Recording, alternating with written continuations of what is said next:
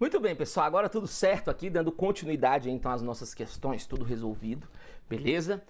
Professor, resolvido o quê? Se você não entendeu, você não viu o bloco passado não, rapaz? Que mandiocagem é essa, bicho? Vamos estudar porque a concorrência está estudando e nós estamos aqui fritando também. Meu irmão, o pau vai quebrar, não tem concorrência para aqueles que de fato fazem o dever de casa. Então vamos que vamos.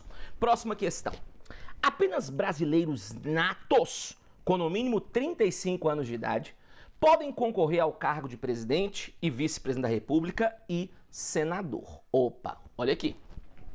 Essa questão aqui, quanto à questão da idade, tá perfeita, né? De fato, esses cargos aí que ele mencionou, idade mínima 35 anos.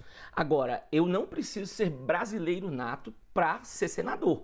O presidente do Senado, ele tem que ser brasileiro nato. Agora, senador não. Então, a questão está errada, né? Então, mais uma questãozinha aí que vocês podem perceber que ele cobra uma junção de conhecimentos entre direitos políticos e também nacionalidade, né?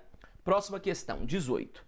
Brasileiros naturalizados não podem concorrer a quaisquer cargos políticos. Errado. E aqui é mais uma vez uma situação, uma questão de direitos políticos, mas que ele exige o conhecimento de nacionalidade. E aí, eu fazendo aqui relembrando vocês, em regra nós tratamos natos e naturalizados com igualdade. Em regra nós devemos tratá-los com isonomia. Agora, nós não temos condições nenhuma de darmos um tratamento 100% equânime, 100% igualitário para um nato e para o naturalizado. Por isso que acabam surgindo algumas exceções na Constituição, né? Então, por exemplo, com relação a cargos políticos, os únicos que nós colocamos é presidente da o presidente da República e o vice-presidente, né? Agora, deputado federal, senador, não pode ser o presidente da casa, mas ser deputado federal, senador, deputado distrital, estadual, vereador, governador, prefeito, não tem problema. Pode ser tanto nato como também naturalizado. 19. A nacionalidade brasileira é uma condição de elegibilidade? Perfeito, certinho. Agora, você tá vendo por que, e mais uma vez eu vou repetir isso, por que às vezes eu perco tempo em uma questão, criando uma base, criando uma estrutura, porque depois, com base nessa estrutura que eu criei, nós conseguimos resolver incontáveis outras questões. Quando no bloco passado, salvo engano, nós falamos sobre capacidade eleitoral passiva, que é a capacidade de ser votado, nós falamos sobre alguns requisitos de elegibilidade. E dentre eles, para o cara ser eleito, ele tem que ter nacionalidade brasileira, né? 20. Opa! Ação de impugnação de mandato tramitará em segredo de justiça, respondendo o autor na forma da lei, se temerária ou de manifesta má-fé. Perfeito, certinho. Essa aqui é a famosa ação de impugnação de mandato.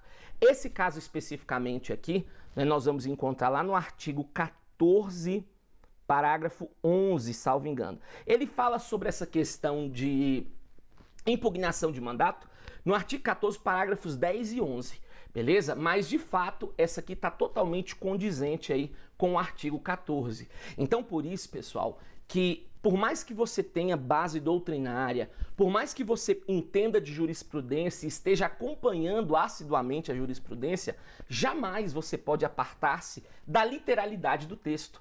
Vocês podem perceber que em incontáveis questões, até provas aí somente do CESP, que são aquelas provas mais reflexivas, ele vai exigir a literalidade, beleza? Então isso aí é importante demais. E aqui eu quero que vocês tenham conhecimento, porque você tendo conhecimento você consegue resolver qualquer tipo de questão, beleza? Então, próxima, 21. No caso de condenação criminal transitada em julgado, enquanto durarem seus efeitos, será permitida a cassação de direitos políticos, mas não sua perda ou suspensão. Cara, desde quando nós começamos aqui a resolver questões acerca de direitos políticos, quantas questões nós já vimos aí acerca desse assunto? Foi o que eu falei quando eu trabalhei essa parte. Esse assunto, que é a privação dos direitos políticos, lá do artigo 15, indiscutivelmente é o assunto mais cobrado acerca dos direitos políticos. Por isso que se você errar uma questão dessa, eu vou com ânimos necandi, eu vou com vontade de matar pra cima de você, porque eu já fixei a base para vocês e nós já resolvemos várias questões. Não existe cassação de direitos políticos, esse caso aqui especificamente, o indivíduo teria privado o seu direito através de suspensão, beleza?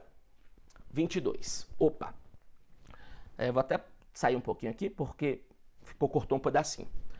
O presidente da República, os governadores de estado e do DF, os prefeitos e quem os houver sucedido ou substituído no curso dos mandatos poderão ser reeleitos para um único período subsequente. Perfeito, certinho. Só que aqui eu quero fazer um esqueminha para vocês. Nós já vimos em blocos anteriores um caso de inelegibilidade relativa que foi pela condição de militar, né? Eu quero falar um outro para vocês agora. Esse aqui nós chamamos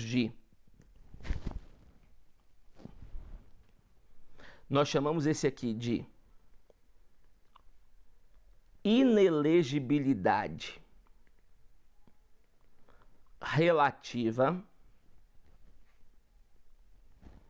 por motivos funcionais, beleza? A inelegibilidade relativa por motivos funcionais, pessoal, para começar, ela só pode ser aplicada para chefes do executivo, beleza? Então você só pode aplicar isso aqui para presidente, para governadores e para prefeitos, beleza? Eu estou lhe assegurando contundentemente que o examinador vai tentar aplicar isso aqui para membro do legislativo, deputado, vereador, senador. A questão vai estar errada. Inelegibilidade relativa por motivos funcionais, eu só aplico para chefe do executivo. Mas essa inelegibilidade ela é subdividida em dois tipos. Por motivos funcionais para o mesmo cargo, que é a famosa reeleição, e motivos funcionais para outros cargos,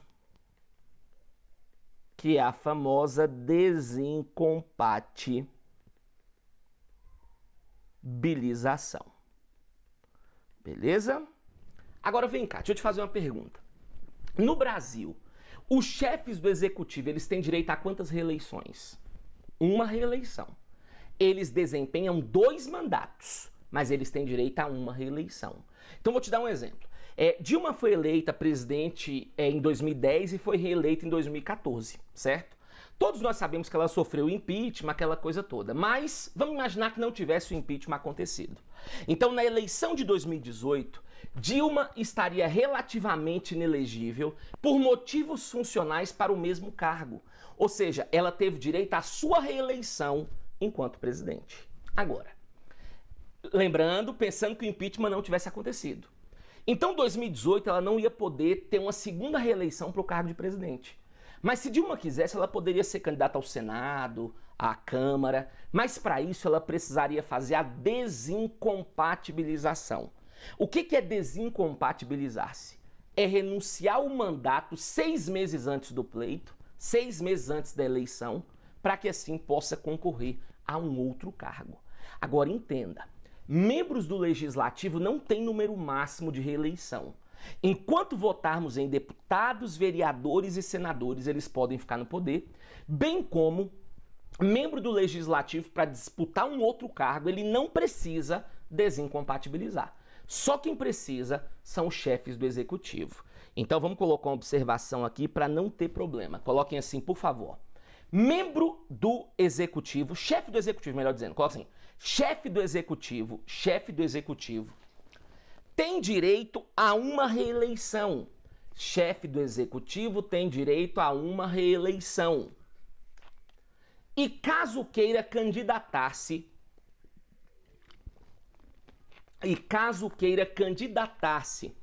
a um outro cargo,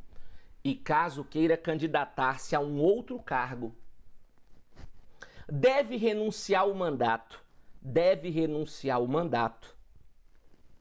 6 meses antes do pleito, deve renunciar ao mandato 6 meses antes do pleito, fazendo assim a sua desincompatibilização. Fazendo assim a sua desincompatibilização. Beleza até aqui? Ficou claro? Então a questão está perfeita. Próxima, 23. Vamos lá, sai aqui mais um pouquinho. Vamos lá. Para o cargo de governador e vice-governador de estado, são condições de elegibilidade: nacionalidade brasileira, ok, beleza. Pleno exercício dos direitos políticos, ok. Alistamento eleitoral, ok. Filiação partidária também. Idade mínima de 35 anos, errado. Cargo de governador e vice, idade mínima 30 anos, de acordo com o artigo 14. Questão errada. 24. Os analfabetos não podem registrar-se como eleitores. Errado. Pode sim. Analfabeto, como nós já vimos várias outras questões, eles são alistáveis. Embora o alistamento seja facultativo, eles podem sim tirar título de eleitor. O que acontece é que eles são inelegíveis. 25. O alistamento eleitoral e o voto são obrigatórios a partir dos 16 anos e facultativo para os analfabetos, os maiores de 70 anos e os maiores de 14 e menores de 16 anos. Aí não, né? Aí o cara viajou demais. Nós já estudamos aí, sem problema, a questão da capacidade eleitoral ativa, que é a capacidade de votar. E nós aprendemos que o alistamento e o voto são obrigatórios para os maiores de 18 anos e facultativos para maiores de 16, menores de 18, para os maiores de 70 e para os analfabetos. Se errar uma dessa, eu te mato. Próxima. 26. Entre as condições de elegibilidade para presidente e vice-presidente da República está a idade mínima de 45 anos. Te mato se você errar uma questão dessa. Tá vendo, ó? Questão de 2020, beleza? Ó, sempre tem questão fácil em prova, que é para não deixar você desanimado, beleza? Agora tem aquelas questões de um nível de dificuldade maior, né? Agora, esse assunto, por si só, assim, sendo bem sincero, ele não gera muito nível de dificuldade, não, né? Mas ainda assim, nós vamos tentar nos cercar de toda e qualquer situação que ele possa cobrar. 27. Opa, vamos lá. São inelegíveis no território de jurisdição do titular o cônjuge e os parentes consanguíneos ou afins até o 4º grau ou por adoção, do presidente da República, de governador de estado ou território, do Distrito Federal, de prefeito ou de quem os haja substituído, dentro dos 6 meses anteriores ao pleito, salvo se já titular de mandato eletivo e candidato à reeleição. Errado. Questão aí, ela trata sobre um outro caso de inelegibilidade relativa, que é essa aqui, ó. Esse caso aqui, pessoal, ela é chamada de inelegibilidade relativa por motivos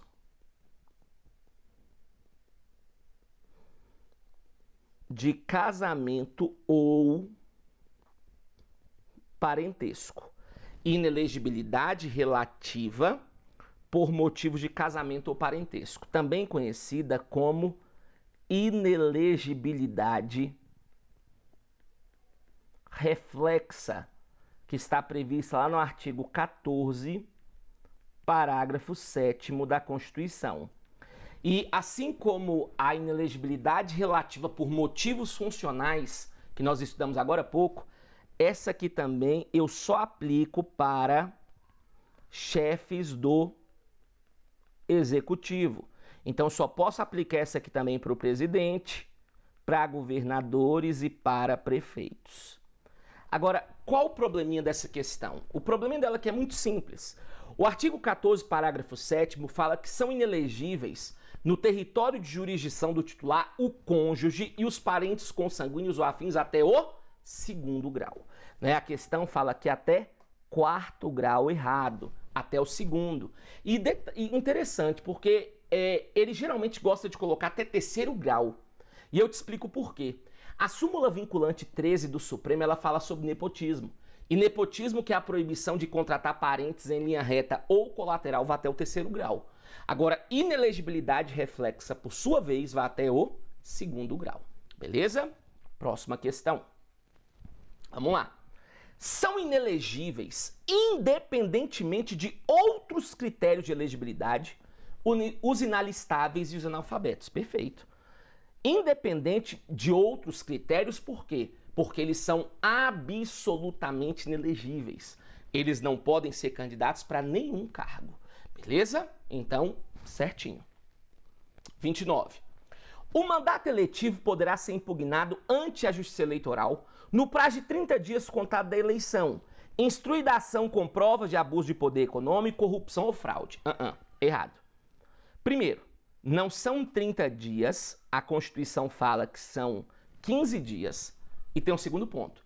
Ele fala assim, contados da eleição. Não, contados da diplomação.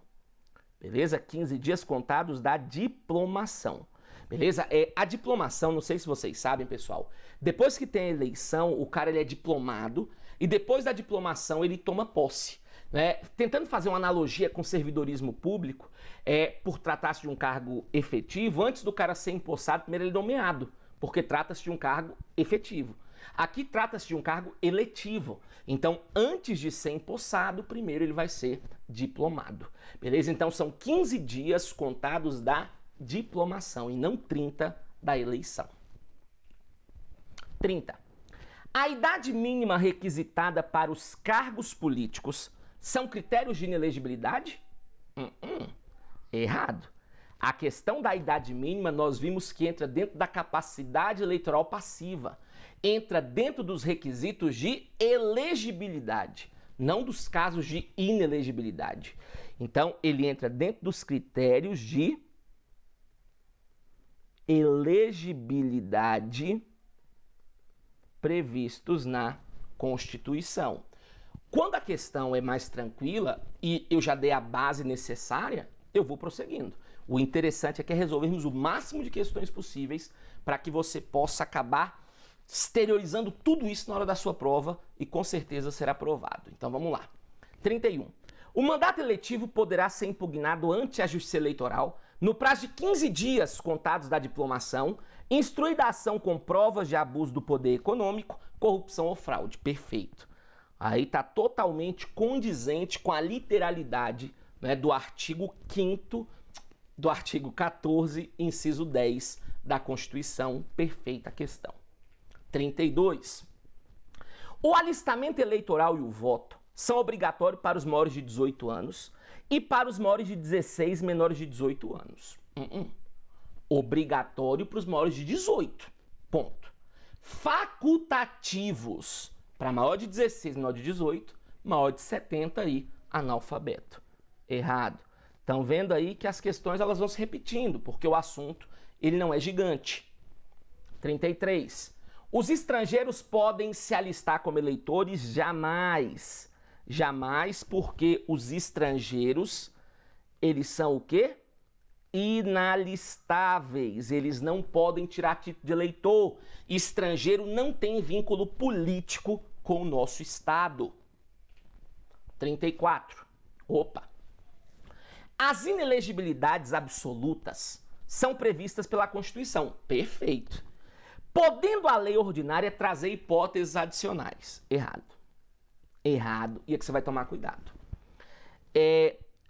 Você tem os absolutamente inelegíveis, que são aqueles que não podem ser candidatos a nenhum cargo, e você tem os relativamente inelegíveis. Né? Então, o que acontece? Os casos de inelegibilidade absoluta, eles constituem um rol taxativo. Ponto final. Os casos de inelegibilidade relativa, eu quero que você entenda que o rol é meramente exemplificativo. Porém, tem um detalhe. Os casos, então, de inelegibilidade relativa, O rol é meramente exemplificativo, significa então que ele pode ser ampliado. Ponto. Porém, só, vou até colocar aqui, ó, para não ter erro. Porém, só pode ser ampliado por lei complementar. Beleza? Quem fala isso aqui é o próprio artigo 14, parágrafo 9º da Constituição.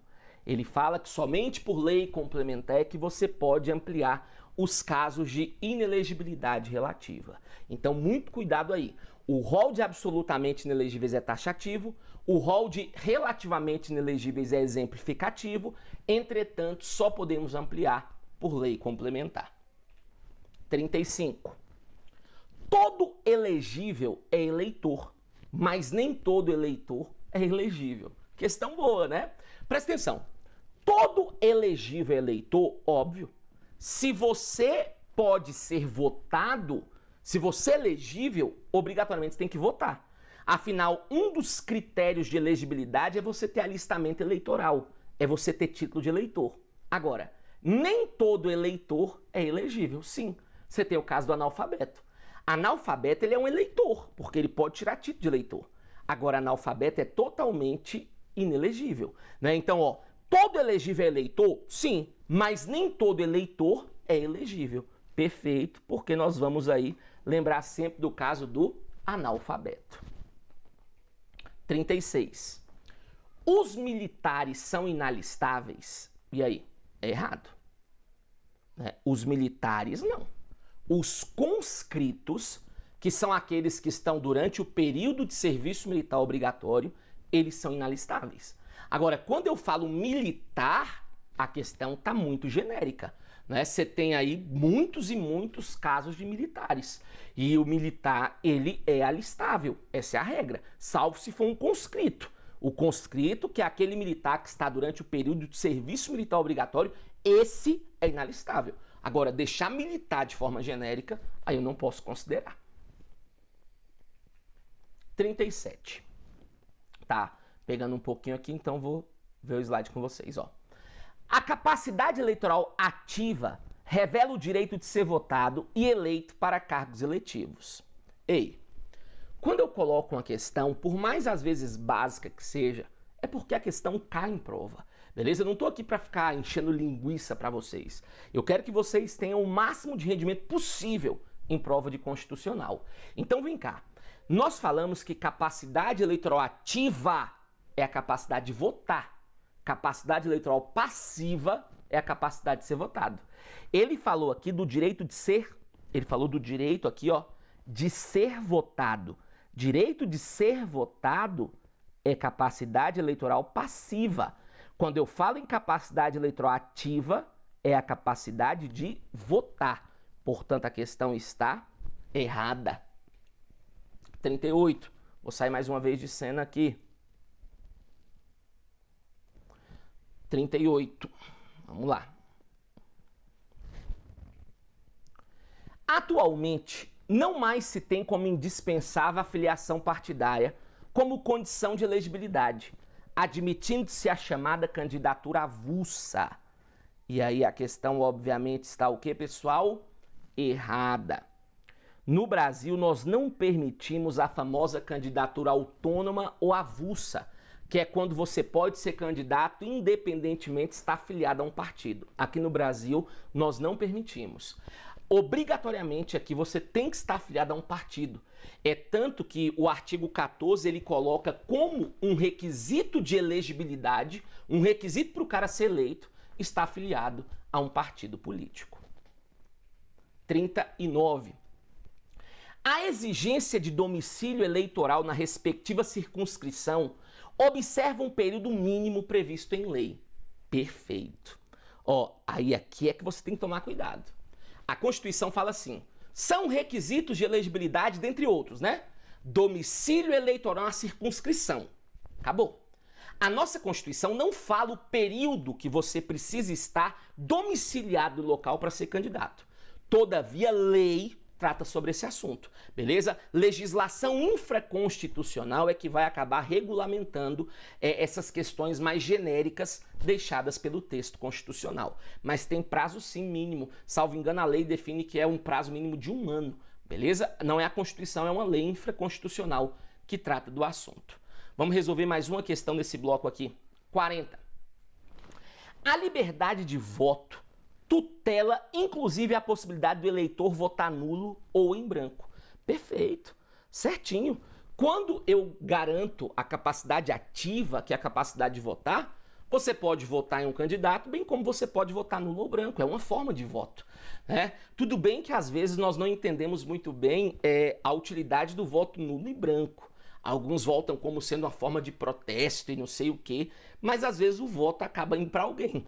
Mas eu não vou entrar nessa seara aqui porque isso é direito eleitoral, não nos diz respeito aqui. Entretanto, de fato, a liberdade de voto garante a você, tutela a você, o direito de votar nulo ou votar em branco. Beleza? Voltamos no próximo bloco para falar mais um pouquinho sobre direitos políticos. Um grande abraço, bons estudos e não esqueçam nunca, nosso objetivo aqui na PME sempre foi e sempre será a sua aprovação. Valeu!